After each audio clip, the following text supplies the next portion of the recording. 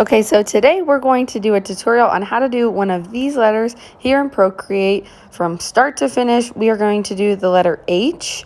Right now I'm using the Page Assist, which is why I'm able to toggle between different pages very quickly. Page Assist is in the Actions tab under, I believe, Canvas. So we're going to add 2 new layers and then go and we're going to add our text layers. So we're going to go add, or Actions, add text, and then I changed it to bold, but I realized it doesn't change until afterwards. So we're going to do the keyboard, H, and then go back to edit it, double tap it to select it, make it bold, and then make the size as big as possible. But then we're also going to make it even bigger. And then we're going to group these together. Because we're doing Page Assist, these have to be grouped together. If you weren't doing Page Assist, you wouldn't have to group them. You could just omit this step. I'm then going to change the opacity of the letter layer. Now we're going to outline the whole letter. I recognize that this is a lot easier because it's an H, so sometimes it's a little harder with like a G. I just did that one and the curve was tough, so I kind of picked an easy one to show you guys. Didn't realize that till after, but I'm not going to show you all this slow speed, but basically I am drawing the line, long holding so it goes perfectly straight, and then tapping with my other finger, and that makes it perfectly horizontal or vertical. And that just gets a more exact line on the outside of this. And I recognize that there's a feature in the text section that can make this go a lot faster, but I like the rounded edges and stuff, so I do it by hand. So there we go. We've got all the outline done. We're moving things around a little bit, adding a little extra if it got messed up. And then we're taking that text layer out. And now that I'm looking at it, I'm realizing that I'm crooked, but now it's going to bug me now that I see it. So we're going to draw a flower first. I always do the big stuff first, just because that makes it so I can fit in the small stuff later. It would make sense if you're trying to fit a lot of things in one space, you would do the big stuff first. So I'm just overlapping the petals here. I need to do a tutorial just on flowers and slow things down a bit. And we're going to add some leaves to that, just some little pointy leaves.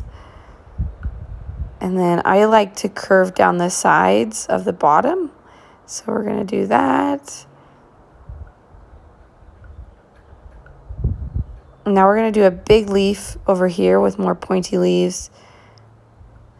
And I make sure that like when I do my spacing, I don't get things too close to the outlined edge, just because I feel like it makes it look more balanced if things are really close to the edge. Oh, I'm showing that you could also put lines in the leaves if you wanted that type of look. Just another option. Now we're going to do the top corner, and I'm just going to kind of speed this up so you can see what types of leaves I do, but it doesn't take up all of your time because I recognize that videos don't need to be forever long. I do these tiny leaves, other just kind of like straggler leaves. I also do, I guess you could call them little berry branches. And then I fill in with dots. If you did a smaller weighted brush, like a skinnier brush, you wouldn't probably have to do dots, but you could do some other filler with like maybe like little circles or something, or even tinier leaves. But because I picked a heavier weighted brush, I can only fit dots in places, or else it just looks like a glob anyways.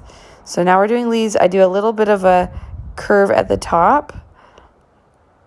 And we're going to do another kind of like water droplet looking leaf. And another one there, adding dots to fill in. I just feel like it looks better when it's all filled in, and it gives me the option later if I wanted to take the outline off. Since we did this in a separate layer, I could do that really easily, and it would still be, you could still tell what the letter itself is rather than having to go back in and fill stuff in later. So we've got another little berry branch, and this is also like slightly sped up, so know that I'm like not this fast. And there's a lot of trial and error, so sometimes I undo and redo stuff.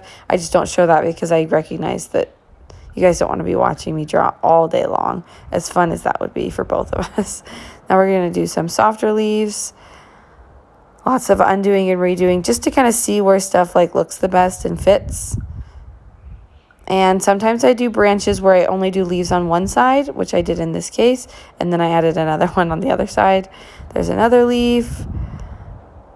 I like to just play around with the shapes of the leaves. Sometimes I just do tiny lines. I feel like that fills in the space better rather than doing tons and tons and tons of dots. So now we're just filling in the small spaces.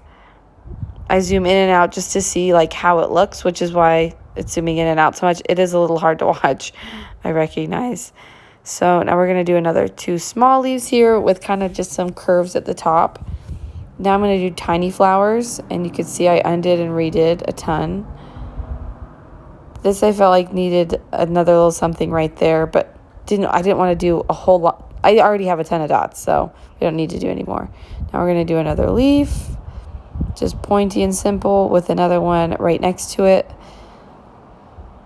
Honestly, the possibilities are endless in terms of what you do with flowers. There's freaking so many different types of leaves. So you could do a lot more intricate leaves or simpler flowers or more intense flowers. But I think that's it. Yeah, we're done. And I show you what it looks like with the lines off. But that is it. Thanks for watching.